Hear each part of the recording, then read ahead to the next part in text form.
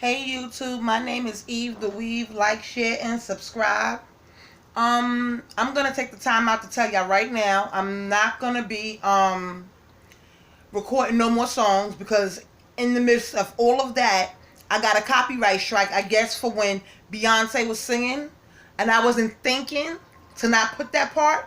But when it first came on, I instantly started recording it, and it was a beautiful tribute to Kobe. So today we're paying tribute to Kobe, and I'm going to finish watching the rest of the memorial service for Kobe. So let's go right to it.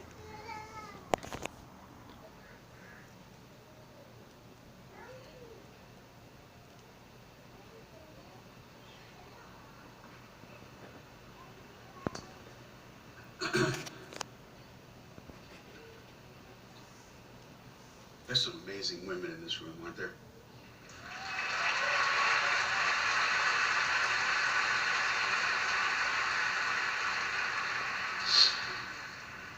And you just heard from three of them.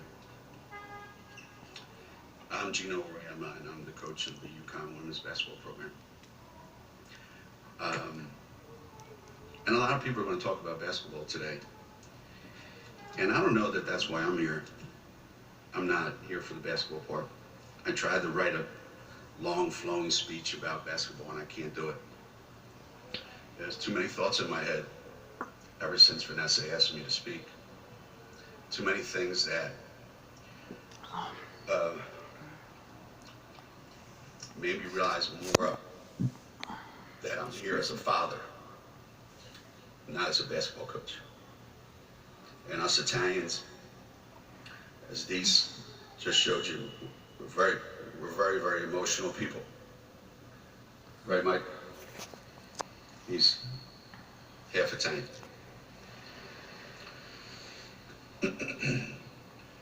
So the thoughts that I started to have after I was asked to speak were obviously about all the people that were on board. And if you're a father, a grandfather, you feel a different kind of emotion when there are children involved. Because this is always about the children. We've lived our lives. We have a little bit left. They're just starting their lives. And then my next thought came to the original team that Kobe was responsible for. Natalia, Bianca, Capri, Vanessa. Because we're always teammates, you know? We're always on a team. Sometimes it's a big team, sometimes it's a small team. And that's the most important team. And Kobe and I shared some history. He started in Italy, went to Philadelphia, and then went to the limelight and the lights and glamour of LA. I was born in Philadelphia, went to Philly, and went to the cows up in stores. That was a joke because there's no lights and there's no glitz and glamour in Stores, Connecticut.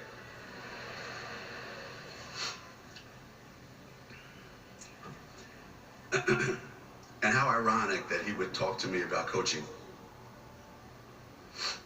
The uncoachable one wants to talk about coaching. Probably the most uncoachable player in the NBA during his career wants to know about coaching.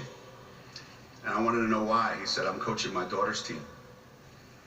I said, oh my God, that poor kid. So when I watched highlights of her playing, and on about the third or fourth time she touched the ball, Gianna passed it when she was open. I thought, she's not listening to her father.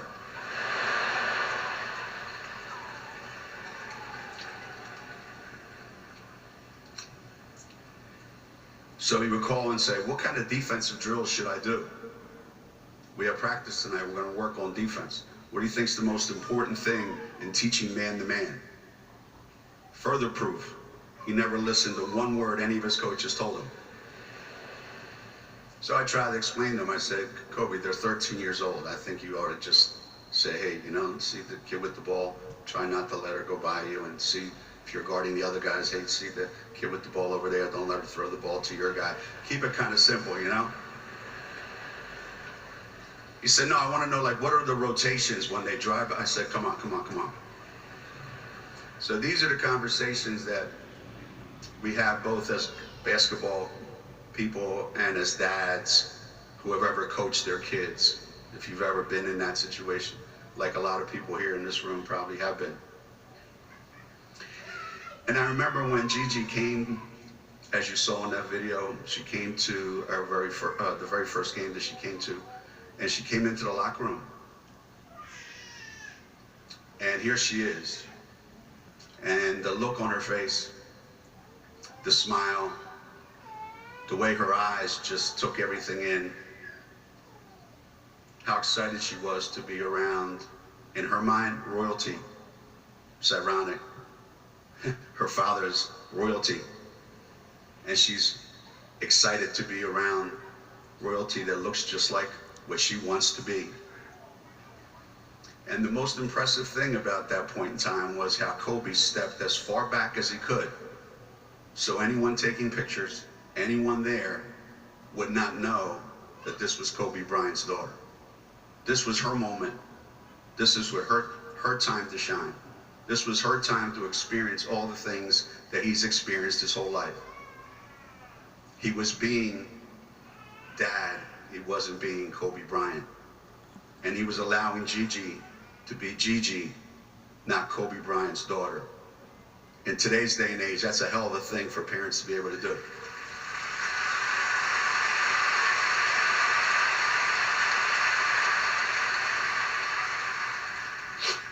I'm gonna leave you with just two things. We got a letter. Oh, I gotta tell you about, you didn't see it, but she did meet the Oregon Ducks women's basketball team. And they all gathered around and said, you want to take a picture? And everybody ran over and Gigi goes, nah, I'm good. She knew where her heart was. And you know that little sarcasm, I'm good. And when they came to UConn and they sat behind the bench, and there's dad bringing his daughter to a game, and they have their shirts on, and she's got this coat on, and she has her hat on, and she's just a little kid at a game. And again, I felt more like a dad than I felt as a basketball coach, because I've done that with my kids. And lastly, number 24, number 8, and number 2. Those are basketball numbers. Those are numbers in the past. Those are numbers that we're not going to get back. What we do have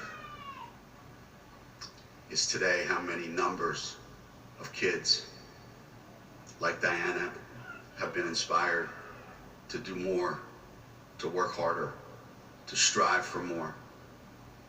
And the numbers we also don't have, it's how many numbers of kids in the future, how many women are going to be inspired by Gigi's life. How many fathers are inspired by Kobe to be fathers, to really be fathers, the way a father's supposed to be.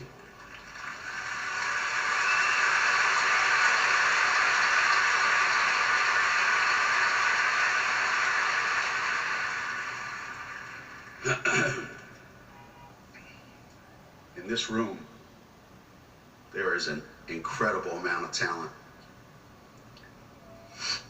In this room is maybe the greatest collection of talent that I've ever been around. But in this room, there's a family, and there's still a team back home, and they still have a great coach. And I'm going to be rooting for that team from here on in. Thank you very much. most notably for our purposes today, he is one of Kobe's closest and best friends and godfather to Gigi. Please welcome Rob Pelinka.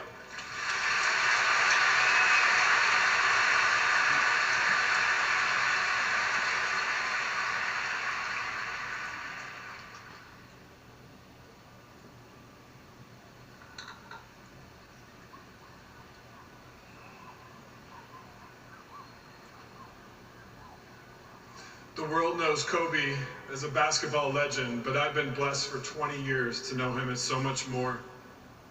The Kobe I know had three unique sides that I hope to quickly honor today.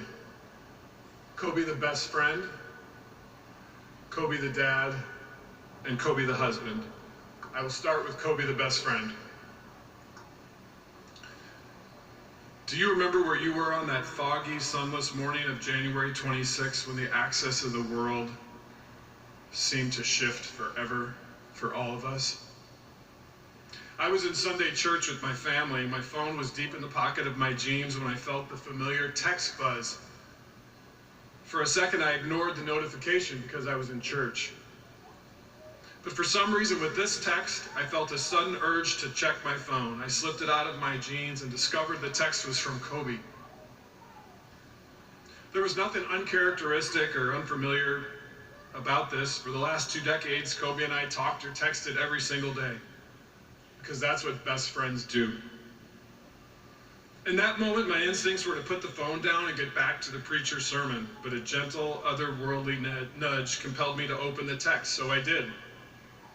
I quickly saw that Kobe was asking me if I happened to know a certain baseball agent based in Southern California. Since Kobe's question didn't have any urgency to it, I decided I'd wait until after church to respond. But then again, there was a gentle nudge. I grabbed my phone and texted Kobe back that I had seen the baseball agent at a Lakers game just the other night and was happy to help him with whatever he wanted. It was now just past 9:30. Kobe texted back explaining his desire to help a friend of his secure a baseball agency internship for one of his young daughters. Kobe vouched for the girl's character, intellect, and work ethic. He clearly wanted to champion a bright future for her. I texted Kobe right back and said I would put a plan in motion to help him get that done. A handful of minutes later, Kobe&Gianna and 7 other beautiful souls ascended into heaven. Kobe had been texting me from the helicopter. The girl in that text chain that he was wanting to help so badly was Lexi Altobelli, the surviving daughter of Coach John Altobelli, who was also on the helicopters. Kobe's last human act was heroic. He wanted to use his platform to bless and shape a young girl's future. Hasn't Kobe done that for all of us? Kobe was literally the best friend anyone could ask for. He always championed and passionately celebrated the accomplishments of others and downplayed his own. The man who had won multiple NBA titles, MVPs, and an Oscar would buzz with excitement when someone he loved would reach even a simple goal. With any achievement, Kobe was always the first to call. This was one of his greatest gifts as a friend and something I will forever miss. There's one story that shows this beautiful side to Kobe. As Vanessa shared, in the years following his retirement, Kobe was often one of the first carpools to pick up his daughters from school. With Kobe in pole position, my kids who attended the same school also got to see him often. Every time they would see him, he would greet them with an enthusiasm if they had just won Student of the Year. The other day, my 9-year-old daughter, Emery, had big tears in her eyes because she was so badly missing Uncle Kobe and Gigi. When I asked her why, she said, "Daddy, whenever Kobe would see me, he would run to me and scoop me up in his giant arms and raise me high above his head. Kobe always made me feel like I was queen of the world." Kobe had a depth of care for people that is unparalleled. He made every moment magical, as if it was living a fantasy novel. This was the case when my family and the Bryants went on a camping, or I should say glamping trip to Montana. We canoed and rode horses, went fly fishing and river rafting, and rode on a stagecoach to a campfire dinner under the stars. At each turn, Kobe made everything an adventure, especially for the kids. And of course, with all the wilderness activities we did, they had to be done to the nth degree. If it was fly fishing, we had to learn to tie our own flies and fish standing in the stream with heavy wader boots on. No shortcuts. Kobe's enthusiasm and joy for all things life made that trip one for a lifetime. Another remarkable friendship quality of Kobe's is that he mastered the art of making the things his friends loved, things that he loved. When I got the Lakers GM job, Kobe would often say that my life and his life had flip-flopped. Instead of him, I was now the one with the regimented Lakers schedule of practices, games, and road trips. I was now the one daily commuting up the 405 from the OC to LA. On the flip side, Kobe was home chilling in Newport Beach, doing all his Kobe Inc. work from his favorite spot in the world. Having lived the demands of the NBA for 20 years, Kobe understood the toll it would take on my family time. So he and Vanessa would regularly check in with my wife and kids to make sure everything was good, and even celebrate holidays like Halloween with them. That's what friends do. Kobe lived to make other people's lives better, all the way up until his final text.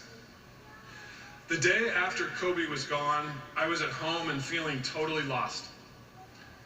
I couldn't imagine life without the strength and guidance of my best friend. As part of my grieving, I felt an overwhelming need to connect with something tangible that represented our friendship, a picture, a voicemail, something that Kobe left behind. My wife reminded me of the Wizenard book Kobe authored and had recently given to me.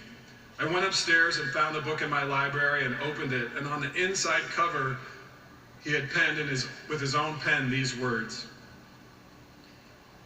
To RP, my brother, may you always remember to enjoy the road, especially when it's a hard one. Love, Kobe.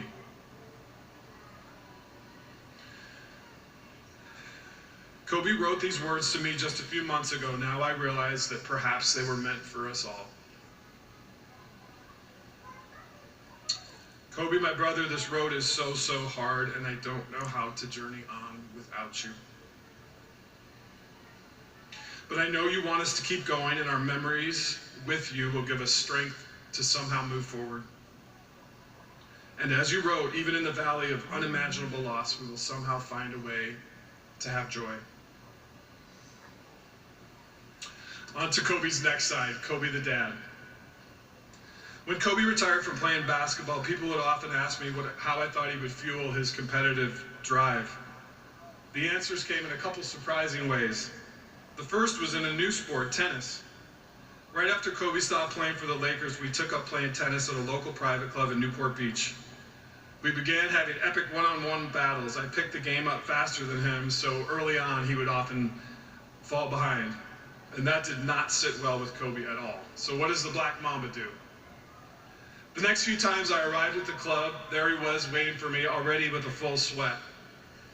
As his tennis skills exploded, I learned that he had secretly reached out to the club's pro for private lessons and didn't share any of it with me.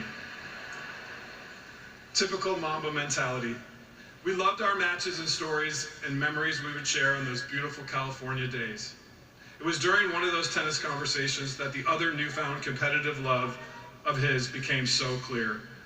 Coaching Gianna's youth basketball team.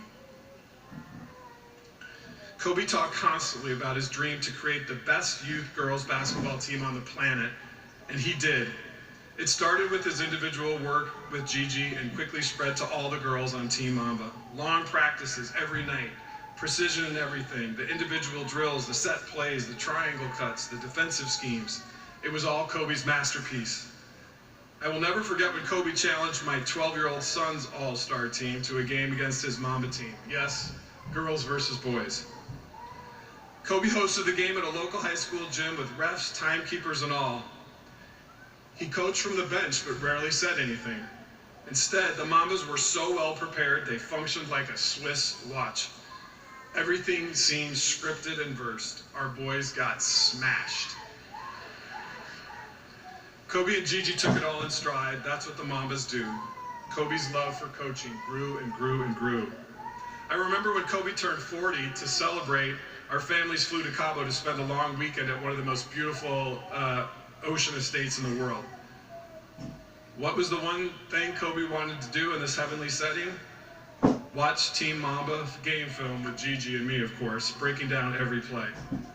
Kobe's love and passion for this team was the perfect representation of how deeply he loved his daughters. At the center of all this was his precious Gigi, whom my wife and I are blessed to be the godparents of. From the moment Kristen and I dressed Gigi in her pure white lace baptismal dress as an infant, she kicked and wiggled her way into our world like only a Taurus can. Gigi was an incredible combination of strength, courage, grace, and dignity with a witty sense of humor that was simply captivating. She smiled with her glittering eyes and was literally everything in the world that is good. In our home, Gianna and her sister Natalia have become the gold standard for character and kindness. Gigi was love and grace, and like her dad, her life was about blessing others. Simply put, Gigi was Kobe's pride and joy on the basketball court, and you could see it with every move she made. If basketball was the love Kobe shared with Gigi, with Nani, Kobe shared a love for storytelling. The two of them seemed to live out scenes of the most beautiful movie ever made. Kobe and Nani had a common language built upon joy and inspiration. They could remember and recite movie lines and sing Disney songs, always filling a room with smiles and laughter. Kobe and Nani created their own soundtrack for life, it seemed, together. Around young children, Kobe was like Santa Claus dressed in everyday clothes. Kobe had an unmatched energy to ignite kids and make them smile and laugh and love. In my years as his agent, I was told he was one of the most granted Make-A-Wish celebrities of our generation. When Kobe met a Make-A-Wish kid, it was as if heaven came down to the real world. This exuberant sense of play captured the way Kobe would love and father his daughter, Bibi. Like Kobe, Bibi is a child of wonderment. Every moment of Bibi seems born out of joy and excitement and awe. And Kobe had an ability to enter into that world with her. Kobe also had an energy level that would match Bibi's. When the two of them would play, I imagined a world coming alive where toy animals would dance, teacups would sing, and rainbows would shine. I had never seen anything like the two of them playing together. If you think Kobe's hands were good with the basketball, you should see how his hands were with his daughter, Coco. He literally had the golden touch. Watching him cuddle and put Coco to sleep and caress her made you realize just how tender Kobe was. He is literally the baby whisperer, and in his arms is where you would find Coco, always content with peace. Kobe would never miss a detail of his daughter's lives. When he traveled with me for work, he would spend hours on the phone, connecting and listening to the stories of their days. He just loved his girls, and there was nothing in the world that meant more to him. I remember being in the tunnel with Kobe, right over there. The last time he would wear his purple and gold. Kobe fist bumped each of his daughters before he ran out the tunnel, and in Mamba speak said something like, "Here's what you do when the world tells you you can't do it anymore." Kobe's 60 points and win that night is only outshined by his love for his family as the world's greatest girl dad. Kobe's final side, the husband. When God made Kobe, the next great act of his was to fashion Vanessa. I know this because they are matched perfectly together, and I've had a front row seat to being witness to their love for 20 years. I remember all the way back to their wedding day in 2001. In typical Kobe fashion, he wanted to master every detail of that day to reflect his love for Vanessa. One of the things he was most excited about was carrying Vanessa in his arms over the threshold of their home as a husband and wife for the first time. Vanessa brought out Kobe's romantic side like nobody else in the world could. He loved to celebrate holidays with her, her birthday, anniversary, and especially Valentine's Day. Often he would call me to brainstorm his incredible ideas for special gifts and romantic occasions with her. He even loved to write poems and letters to her and make them into beautiful keepsake books. Simply put, Kobe's love for Vanessa was the energy for his life. One particular story captures the depth of Kobe's love for Vanessa. There was a stretch of days when work travel was causing Kobe to be away from Vanessa for longer than he wanted. He called me to explain how hard this stretch was for him. One night on the phone, Kobe noticed there was a grand piano in the hotel suite he was staying in. He sat by a tall window under a moonlit sky. During one of our calls, he shared an idea. Work travel was causing Kobe to be away from Vanessa for longer than he wanted. He called me to explain how hard this stretch was for him. One night on the phone, Kobe noticed there was a grand piano in the hotel suite he was staying in. He sat by a tall window under the moonlit sky. During one of our calls, he shared an idea with me. He said he hadn't been sleeping much at night because he was missing V and the girls so much. While he was away, he wanted to live in his love for Vanessa, so at night, under the moonlit sky, he vowed to teach himself, by ear, to play the first movement of Beethoven's Moonlit Sonata. When he told me this, I thought, there's no way. I knew he wasn't a trained musician, and that was a really difficult piece of music to play. But Kobe's passion and love for Vanessa, combined with the patience and focus that only the Black Mamba has, made this seemingly impossible goal a reality. That next morning, Kobe called and played me the first few measures. The next morning, more. By the end of the week, he had the entire piece mastered, and he played it for me over the phone without a mistake. In my heart, I knew that moment was one of Kobe's grandest feats for his deepest love. Kobe had mastered one of the greatest piano movements ever written as a symbol of one of the most beautiful loves the world has ever seen. To close, I will say this. Just as the sun lights the moon to guide us through the night, Kobe and Gigi will continue to shine light in all of us. But unlike the sun, Kobe and Gigi's fuel will never, ever burn out, because their light is eternal. Yes, the axis of our world shifted that frightful morning a few weeks back, but with Kobe and Gigi's moonlight, we will never have to live in the darkness of night again. We will all journey on until one day we will be in heaven together again, and this time, it will be forever. I love you, dear Kobe and precious Gigi. We love you, Vanessa, Nani, BB, Coco, and we are here for you with great care until the end of our days.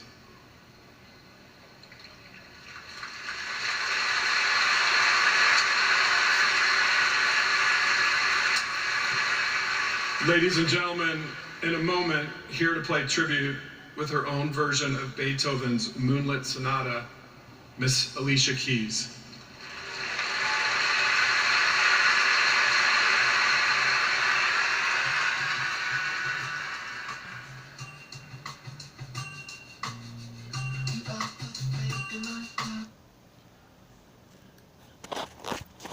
I'm not going to play the Alicia Keys part because, like I already said, I got a strike on my channel. So I will not be playing the Alicia Keys part. I will show you some of it with no volume, but I will not be playing the music part because I can't afford no more strikes, YouTube. I cannot do it. So, let's go to the third part of this video. My name is Eve the Weave. Please like, share, and subscribe. And let's finish enjoying this celebration of life for Gigi and Kobe Bryant. Thank you. Third part coming up. Bye, YouTube.